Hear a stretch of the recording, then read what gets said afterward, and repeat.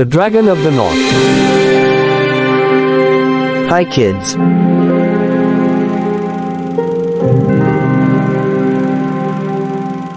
Today I will narrate you the story of the Dragon of the North. A prince steals a magical ring from a fairy queen in order to defeat a wicked dragon.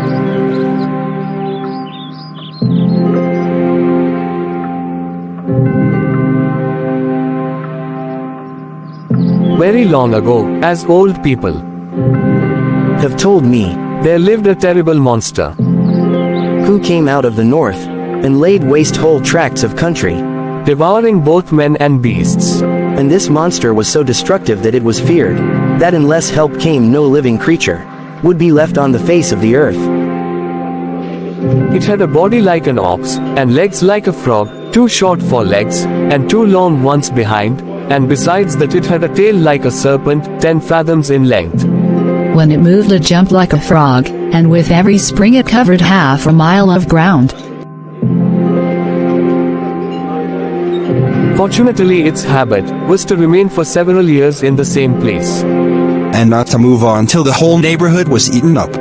Nothing could hunt it, because its whole body was covered with scales, which were harder than stone or metal. Its 2 great eyes shone by night, and even by day, like the brightest lamps, and anyone who had the ill luck to look into those eyes became as it were bewitched, and was obliged to rush of his own accord into the monster's jaws. In this way the dragon was able to feed upon both men and beasts, without the least trouble to itself, as it needed not to move from the spot where it was lying.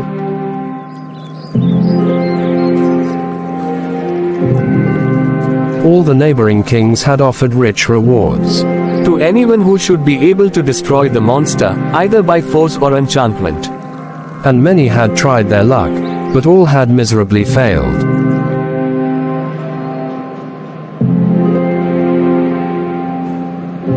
Once a great forest in which the dragon lay had been set on fire. The forest was burnt down, but the fire did not do the monster the least harm. However, there was a tradition amongst the wise men of the country that the dragon might be overcome by one who possessed King Solomon's signet ring, upon which a secret writing was engraved. This inscription would enable anyone who was wise enough to interpret it to find out how the dragon could be destroyed. No one knew where the ring was hidden, nor was there any sorcerer or learned man to be found who would be able to explain the inscription. At last a young man, with a good heart and plenty of courage, set out to search for the ring. He took his way towards the sun rising, because he knew that all the wisdom of old time comes from the east.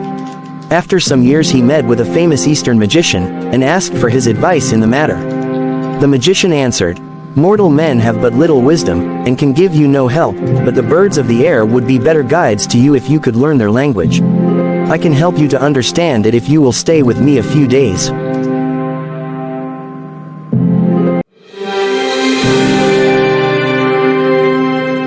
The youth thankfully accepted the magician's offer, and said, "I cannot now offer you any reward for your kindness, but should my undertaking succeed your trouble shall be richly repaid." Then the magician brewed a powerful potion out of 9 sorts of herbs which he had gathered himself all alone by moonlight. And he gave the youth 9 spoonfuls of it daily for 3 days, which made him able to understand the language of birds. At parting the magician said to him, "If you ever find Solomon's ring and get possession of it, then come back to me, that I may explain the inscription on the ring to you, for there is no one else in the world who can do this."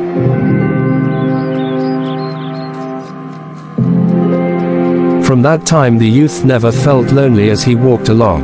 He always had company, because he understood the language of birds, and in this way he learned many things which mere human knowledge could never have taught him. But time went on, and he heard nothing about the ring.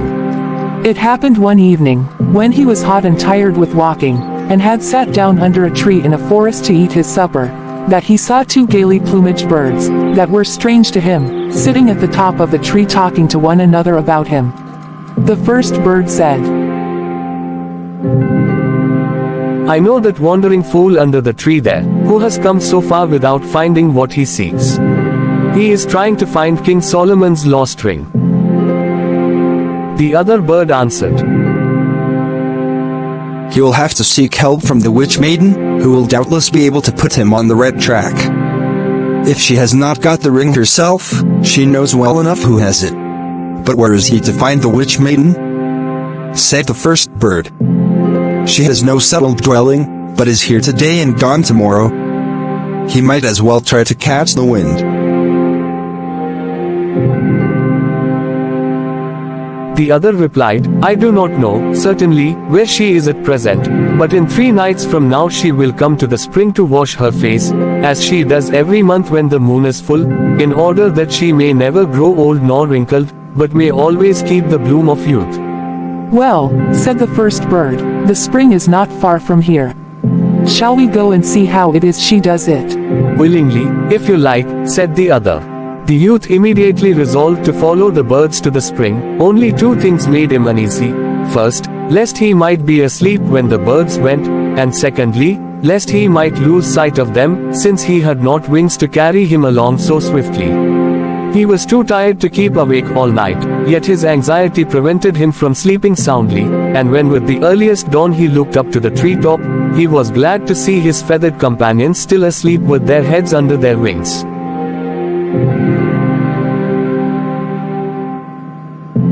He ate his breakfast, and waited until the birds should start, but they did not leave the place all day.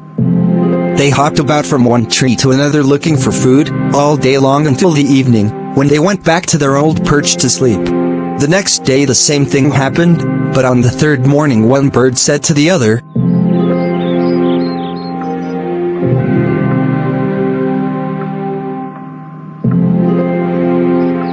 Today we must go to the spring to see the witch maiden wash her face.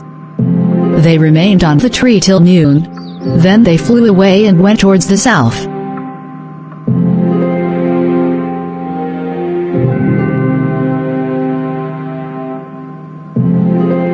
The young man's heart beat with anxiety lest he should lose sight of his guides, but he managed to keep the birds in view until they again perched upon a tree. The young man ran after them until he was quite exhausted and out of breath, and after 3 short rests the birds at length reached a small open space in the forest, on the edge of which they placed themselves on the top of a high tree. When the youth had overtaken them, he saw that there was a clear spring in the middle of the space. He sat down at the foot of the tree upon which the birds were perched, and listened attentively to what they were saying to each other. The sun is not down yet, said the first bird. We must wait yet a while till the moon rises and the maiden comes to the spring. Do you think she will see that young man sitting under the tree? Nothing is likely to escape her eyes, certainly not a young man, said the other bird. Will the youth have the sense not to let himself be caught in her toils? We will wait, said the first bird, and see how they get on together. The evening light had quite faded, and the full moon was already shining down upon the forest, when the young man heard a slight rustling sound.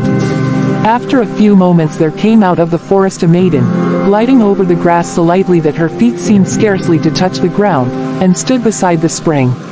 The youth could not turn away his eyes from the maiden, for he had never in his life seen a woman so beautiful. Without seeming to notice anything, she went to the spring, looked up to the full moon, then knelt down and bathed her face 9 times, then looked up to the moon again and walked 9 times round the well, and as she walked she sang this song.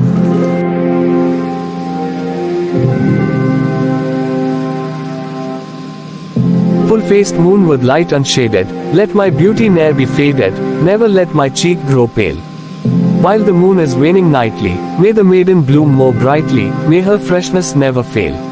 Then she dried her face with her long hair, and was about to go away, when her eye suddenly fell upon the spot where the young man was sitting, and she turned towards the tree. The youth rose and stood waiting.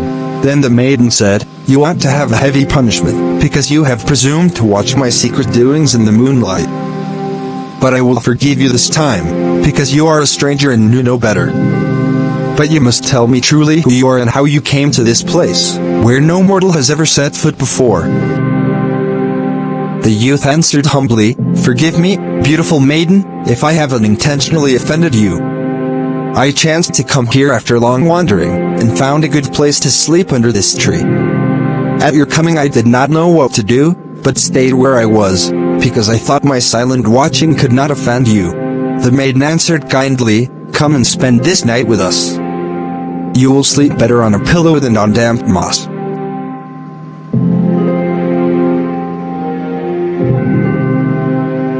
The youth hesitated for a little, but presently he heard the birds saying from the top of the tree, "Go where she calls you, but take care to give no blood, or you will sell your soul."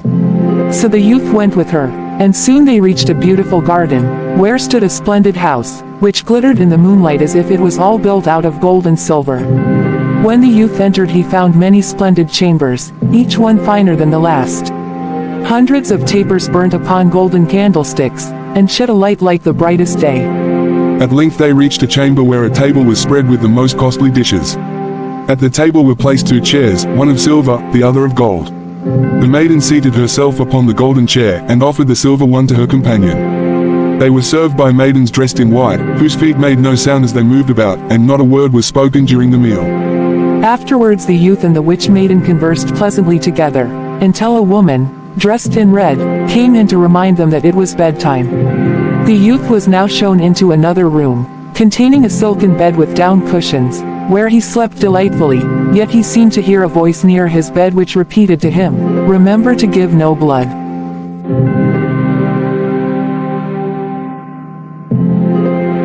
The next morning the maiden asked him whether he would not like to stay with her always in this beautiful place, and as he did not answer immediately, she continued, "You see how I always remain young and beautiful, and I am under no one's orders, but can do just what I like, so that I have never thought of marrying before.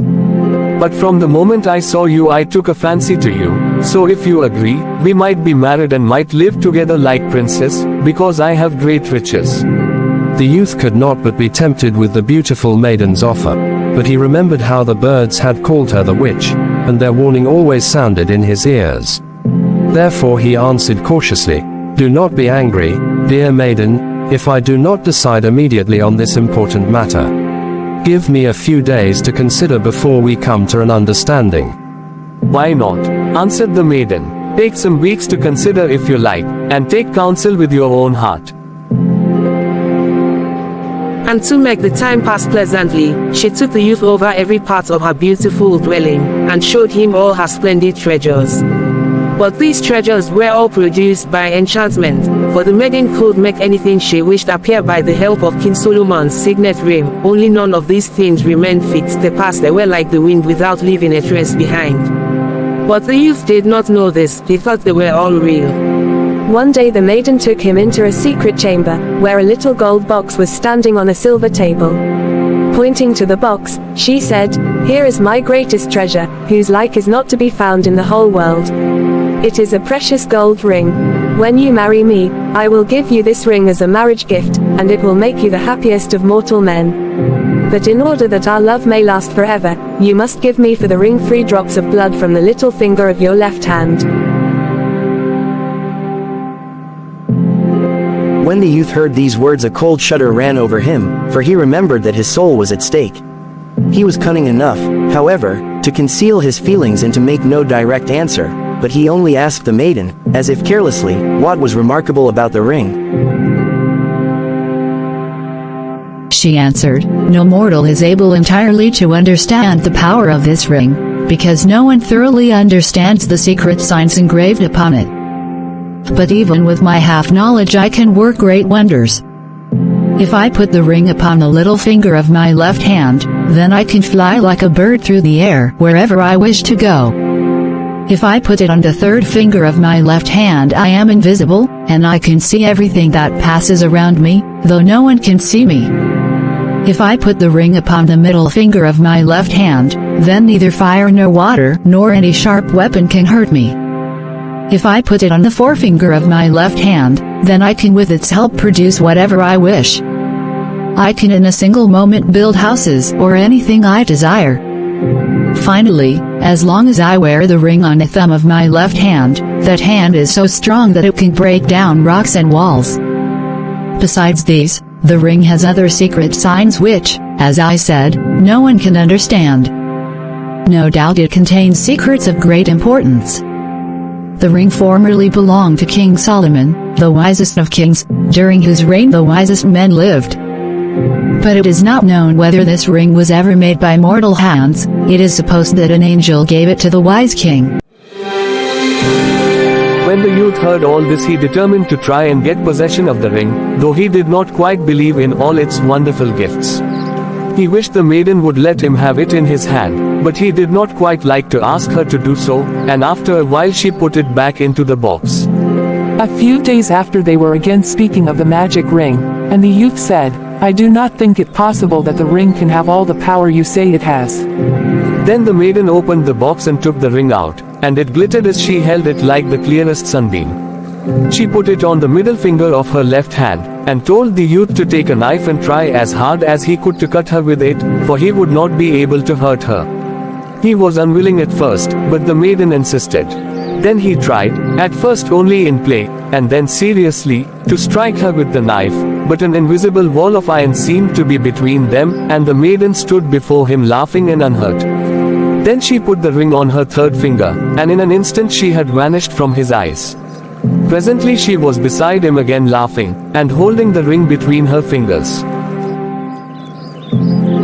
Do let me try, said the youth, whether I can do these wonderful things. The maiden, suspecting no treachery, gave him the magic ring. The youth pretended to have forgotten what to do, and asked what finger he must put the ring on so that no sharp weapon could hurt him. Oh, the middle finger of your left hand, the maiden answered, laughing. She took the knife and tried to strike the youth, and he even tried to cut himself with it, but found it impossible. She took the knife and tried to strike the youth, and he even tried to cut himself with it, but found it impossible. Then he asked the maiden to show him how to split stones and rocks with the help of the ring. So she led him into a courtyard where stood a great boulder stone. Now, she said, put the ring upon the thumb of your left hand, and you will see how strong that hand has become. The youth did so, and found to his astonishment that with a single blow of his fist the stone flew into 1,000 pieces. Then the youth bethought him that he who does not use his luck when he has it is a fool, and that this was a chance which once lost might never return. So while they stood laughing at the shattered stone, he placed the ring, as if in play, upon the third finger of his left hand. Now, said the maiden, you are invisible to me until you take the ring off again. But the youth had no mind to do that. On the contrary, he went farther off, then put the ring on the little finger of his left hand, and soared into the air like a bird. When the maiden saw him flying away, she thought at first that he was still in play, and cried, Come back, friend, for now you see I have told you the truth. But the young man never came back. Then the maiden saw she was deceived, and bitterly repented that she had ever trusted him with the ring. The young man never halted in his flight until he reached the dwelling of the wise magician who had taught him the speech of birds. The magician was delighted to find that his search had been successful, and at once set to work to interpret the secret signs engraved upon the ring, but it took him 7 weeks to make them out clearly. Then he gave the youth the following instructions how to overcome the dragon of the north. You must have an iron horse cast, which must have little wheels under each foot. You must also be armed with a spear 2 fathoms long, which you will be able to wield by means of the magic ring upon your left thumb. The spear must be as thick in the middle as a large tree, and both its ends must be sharp. In the middle of the spear you must have 2 strong chains 10 fathoms in length.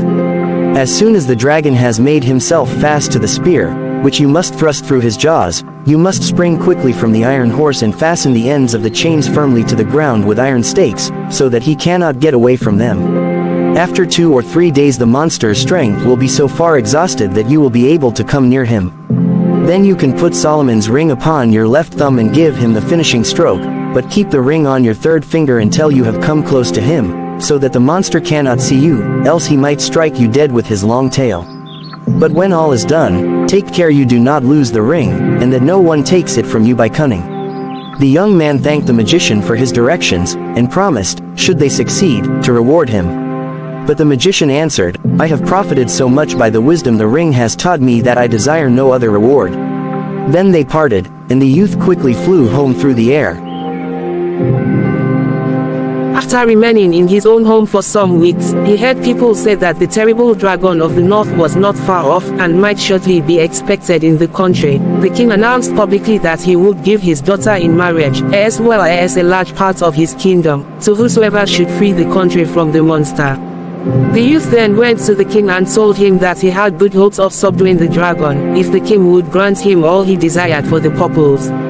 The king willingly agreed, and the iron horse, the great spear, and the chains were all prepared as the youth requested. When all was ready, it was found that the iron horse was so heavy that 100 men could not move it from the spot. So the youth found there was nothing for it but to move it with his own strength by means of the magic ring. The dragon was now so near that in a couple of springs he would be over the frontier. The youth now began to consider how he should act, for if he had to push the iron horse from behind he could not ride upon it as the sorcerer had said he must. But a raven unexpectedly gave him this advice. Ride upon the horse, and push the spear against the ground, as if you were pushing off a boat from the land. The youth did so, and found that in this way he could easily move forwards. The dragon had his monstrous jaws wide open, all ready for his expected prey. A few paces nearer, and man and horse would have been swallowed up by them. The youth trembled with horror, and his blood ran cold, yet he did not lose his courage, but, holding the iron spear upright in his hand, he brought it down with all his might right through the monster's lower jaw. Then quick as lightning he sprang from his horse before the dragon had time to shut his mouth. A fearful clap like thunder, which could be heard for miles around, now warned him that the dragon's jaws had closed upon the spear. When the youth turned round he saw the point of the spear sticking up high above the dragon's upper jaw, and knew that the other end must be fastened firmly to the ground, but the dragon had got his teeth fixed in the iron horse, which was now useless. The youth now hastened to fasten down the chains to the ground by means of the enormous iron pegs which he had provided. The death struggle of the monster lasted 3 days and 3 nights. In his writhing he beat his tail so violently against the ground that at 10 miles distance the earth trembled as if with an earthquake. When he at length lost power to move his tail, the youth with the help of the ring took up a stone which 20 ordinary men could not have moved, and beat the dragon so hard about the head with it that very soon the monster lay lifeless before him. You can fancy how great was the rejoicing when the news was spread abroad that the terrible monster was dead. His conqueror was received into the city with as much pomp as if he had been the mightiest of kings. The old king did not need to urge his daughter to marry the slayer of the dragon. He found her already willing to bestow her hand upon this hero, who had done all alone what whole armies had tried in vain to do. In a few days a magnificent wedding was celebrated, at which the rejoicings lasted 4 whole weeks, for all the neighboring kings had met together to thank the man who had freed the world from the common enemy. But everyone forgot amid the general joy that they ought to have buried the dragon's monstrous body, for it began now to have such a bad smell that no one could live in the neighborhood, and before long the whole air was poisoned, and a pestilence broke out which destroyed many hundreds of people. In this distress, the king's son-in-law resolved to seek help once more from the Eastern magician, to whom he at once traveled through the air like a bird by the help of the ring.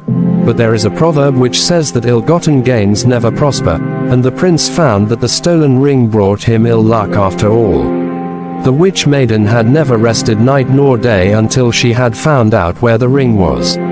As soon as she had discovered by means of magical arts that the prince in the form of a bird was on his way to the Eastern magician, she changed herself into an eagle and watched in the air until the bird she was waiting for came in sight, for she knew him at once by the ring which was hung round his neck by a ribbon. Then the eagle pounced upon the bird, and the moment she seized him in her talons she tore the ring from his neck before the man in bird's shape had time to prevent her. Then the eagle flew down to the earth with her prey, and the two stood face to face once more in human form. "Now, villain, you are in my power," cried the witch maiden. "I favored you with my love, and you repaid me with treachery and theft. You stole my most precious jewel from me, and do you expect to live happily as the king's son-in-law? Now the tables are turned, you are in my power, and I will be revenged on you for your crimes. Forgive me, cried the prince. I know too well how deeply I have wronged you, and most heartily do I repent it. The maiden answered, "Your prayers and your repentance come too late, and if I were to spare you everyone would think me a fool. You have doubly wronged me, first you scorned my love, and then you stole my ring, and you must bear the punishment." With these words she put the ring upon her left thumb, lifted the young man with one hand, and walked away with him under her arm.